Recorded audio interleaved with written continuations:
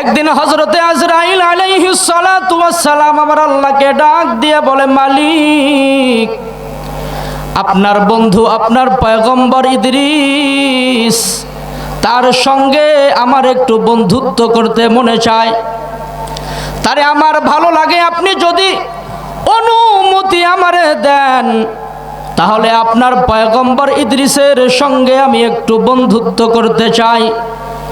এইবার হযরতে আজরাইল আলাইহিস সালাতু ওয়াস সালাম আল্লাহ তাআলার কাছে আদেশ নিয়া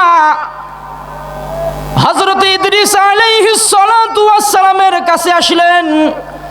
হযরতে ইদ্রিস আলাইহিস সালাতু ওয়াস সালামের কাছে এসে প্রস্তাব দিলেন, ওগো আল্লাহর পয়গম্বর নবী ইদ্রিস, আপনাকে আমার অনেক ভালো লাগে, আপনার সঙ্গে আমি একটু বন্ধুত্ব করতে চাই। হযরতে ইদ্রিস আলাইহিস সালাতু ওয়াস সালাম হযরতে আজরাইল আলাইহিস সালাতু ওয়াস সালামকে বললেন, আমি তো যার তার সাথে বন্ধুত্ব করি না, আমি তো যার তার সাথে বন্ধুত্ব করি না, তবে তুমি যেহেতু আল্লাহর ফেরেশতা, আল্লাহর মনোনীত ফেরেশতা মালাকুল মউত, তুমি যেহেতু আমার কাছে বন্ধুত্ব করতে আসছো, তাহলে তো তোমার সঙ্গে বন্ধুত্ব করাই যায়। তবে বন্ধুত্ব করার আগে আমার কয়েকটা শর্ত আছে। বলে, যদি তুমি আমার সাথে বন্ধুত্ব করতে চাও তাহলে আমার কয়েকটা শর্ত আছে, তুমি যদি আমার শর্তগুলো মেনে নাও তাহলে আমি তোমার সঙ্গে বন্ধুত্ব করতে পারি। এবার হযরতে আজরাইল আলাইহিস সালাতু ওয়াস সালাম হযরতে ইদ্রিস আলাইহিস সালাতু ওয়াস সালামকে বললেন, ওগো আল্লাহর পয়গম্বর ইদ্রিস, কি আপনার শর্ত? হযরতে ইদ্রিস পয়গম্বর বলেন, আমার যতগুলো শর্ত আছে তার ভিতরে এক নাম্বার শর্ত হলো, যদি আমার সঙ্গে আপনি বন্ধুত্ব করতে চান তাহলে আমাকে মৃত্যুর স্বাদ কেমন, মৃত্যুর মজা কেমন আমারে দেখায়া দিতে হবে, অর্থাৎ আমারে মারতে হবে আবার আমারে জীবিত করতে হবে। অতএব আমারে দেখায়া দেন মৃত্যুর স্বাদ কেমন। এবার হযরতে আজরাইল আলাইহিস সালাতু ওয়াস সালাম আল্লাহ তাআলাকে ডাক দিয়ে বলে, রে মালিক, আসছিলাম মনে বড় শখ নিয়ে আপনার বন্ধুর সাথে বন্ধুত্ব করতে, কিন্তু আপনার বন্ধু মৃত্যুর স্বাদ চাখতে চায়, মৃত্যুর স্বাদ গ্রহণ করতে চায়। এবার আমার আল্লাহ তাআলা হযরতে আজরাইলকে বললেন, ঠিক আছে, তার মনের আশা কবুল করো, আর খবরদার যখন তুমি তারে তুমি যখন তার রূহটা বের করবে, বের করার পর আবার সঙ্গে সঙ্গে তার শরীরের ভিতরে রূহটা ঢুকায়া দেবে। এবার হযরতে আজরাইল আলাইহিস সালাতু ওয়াস সালাম হযরতে ইদ্রিস আলাইহিস সালাতু ওয়াস সালামের রূহটা কবজ করলেন। কিছুক্ষণ পর আবার তেনার বডির ভিতরে রূহটা ঢুকায়া দিলেন। কিছুক্ষণ পর রূহ যখন ফিরে আসলো, হযরতে ইদ্রিস আলাইহিস সালাতু ওয়াস সালাম আজরাইল বলতেছেন, ভাই, আপনি আমার একটা শর্ত পূরণ করেছেন, আমাকে মৃত্যুর স্বাদ চাকাইছেন, মৃত্যুর স্বাদ আমারে গ্রহণ করাইছেন, তবে আমার 2 নাম্বার শর্ত হলো, জাহান্নাম দেখতে কেমন, জাহান্নাম আবার কেমন, আমার বড় মন চায় আমার জাহান্নাম থেকে ঘুরাইয়া নিয়ে আইসো। এবার আবার আজরাইল আল্লাহকে বললেন, আল্লাহ, আবার আপনার পয়গম্বর ইদ্রিস জাহান্নাম দেখতে চায়, কি করব? আমার আল্লাহ বলেন, ঠিক আছে, তার মনের আশা কবুল করো, যাও। এবার হযরতে আজরাইল আলাইহিস সালাতু ওয়াস সালাম তার মনের আশা কবুল করার জন্য তারে জাহান্নামে ঢুকাইয়া দিলেন। আমার আল্লাহ তাআলা আজরাইলকে বললেন, আজরাইল, খবরদার জাহান্নামের ঢুকানোর সঙ্গে সঙ্গে আবার বের করে নিয়ে আসবা। আল্লাহ তাআলার কথা অনুযায়ী হযরতে আজরাইল আলাইহিস সালাতু ওয়াস সালাম আবার হযরতে ইদ্রিস আলাইহিস সালাতু ওয়াস সালামকে জাহান্নামের ভিতরে ঢুকায়া দিলেন। জাহান্নামের ভিতরে ঢুকানোর পর আবার জাহান্নাম থেকে বের করে নিয়ে আসলেন। আবার আজরাইলকে বলতেছেন, ভাই আমার আরেকটা শর্ত হলো, আরেকটা ইচ্ছা হলো, আমি একটু জান্নাতের ভিতরে ঢুকতে চাই। আবার আজরাইল আল্লাহরে ডাক দিয়ে বলেন, মালিক আবার আপনার বন্ধু জান্নাতের ভিতরে ঢুকতে চায়, কি করব? বলে ঠিক আছে, জান্নাতের ভিতরে ঢুকাও, তবে খবরদার জাহান্নামে ঢুকানোর পর তারে জান্নাতে ঢুকানোর পর তারে জান্নাতের ভিতরে থাকতে দিও না, আবার জান্নাত থেকে তারে বের করে নিয়ে আসবে।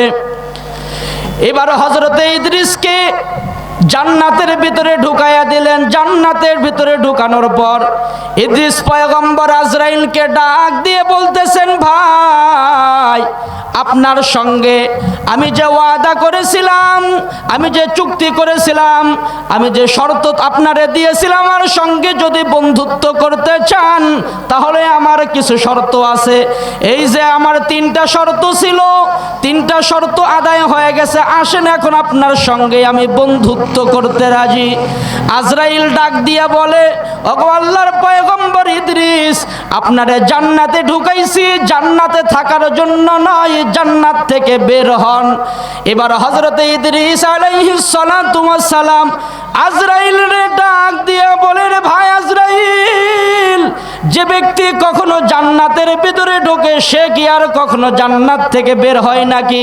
পৃথিবীর মানুষ কোনো না কোনো একদিন মৃত্যুর স্বাদ গ্রহণ করবে, পৃথিবীর মানুষ কোনো না কোনো একদিন জাহান্নামে তারে যাইতেই হবে।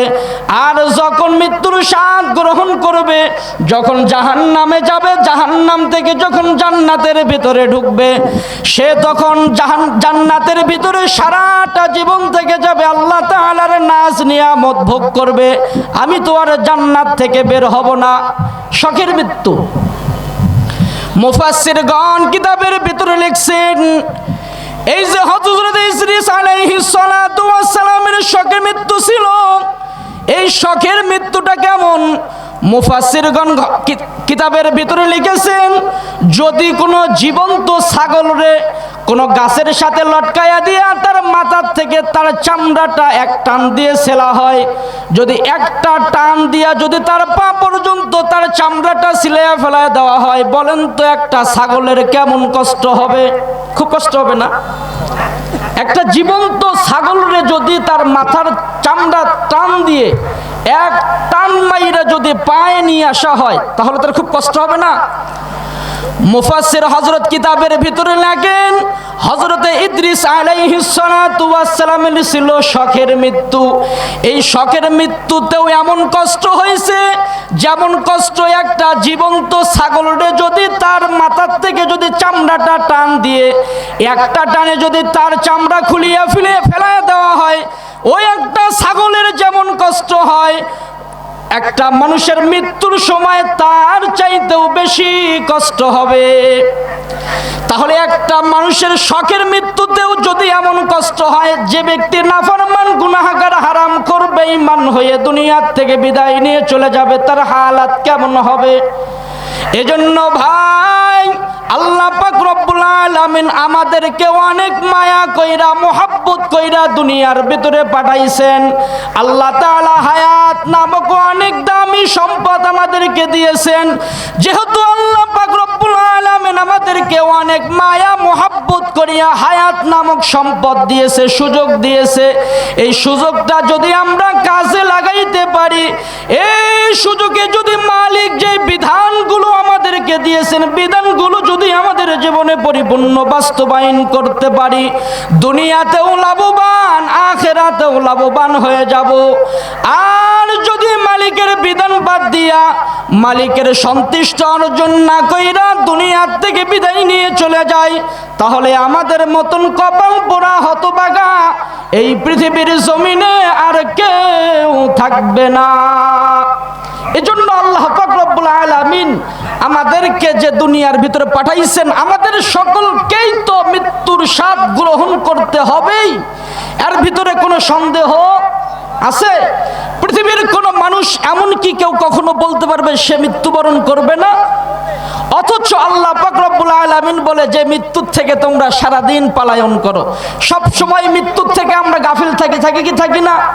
আমাদের সারা দিনটা শুরু হয় কি বইলা, যে আজকে আমি কি করব, আগামীকাল কি করব, কি কামাই করব, কি খাবো, কি চলবো, কি পরবো, এইটা আমরা চিন্তা করি। অথচ মৃত্যু আমাদের পিছনে সব সময় তাড়া করতেছে, অথচ আমরা মৃত্যুর থেকে কি? এজন্যই তো কবি বলেন, মরণ থেকে যতই পালাও মরণ তোমায় নিবে ঘিরি, যদিও সুদূর আকাশ পানে লুকাও সেথায় লাগিয়ে সিঁড়ি। নদীপথে নৌকা চালাও মাঝি ভাই, বেলা ডোবার আগে আমি পার উঠতে চাই।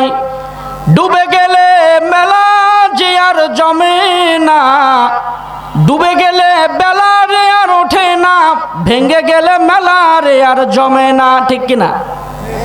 আমাদের জীবন নামের মেলা, আমাদের জীবন নামের যে সূর্য তো একদিন ডুবে যাবে। আমার জীবন নামের সূর্যটা যখন ডুবে যাবে, আমার জীবন নামের মেলাটা যেদিন ভেঙে যাবে, তারপর থেকে আর একটা জগৎ যখন শুরু হয়ে যাবে, দুনিয়ার আর কোনো কিছু আমার কামে আসবে না।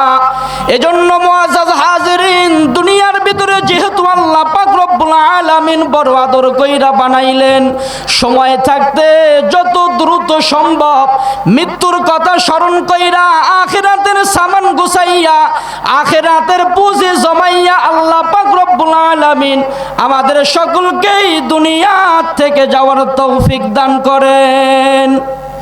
সকলে বলি আমিন।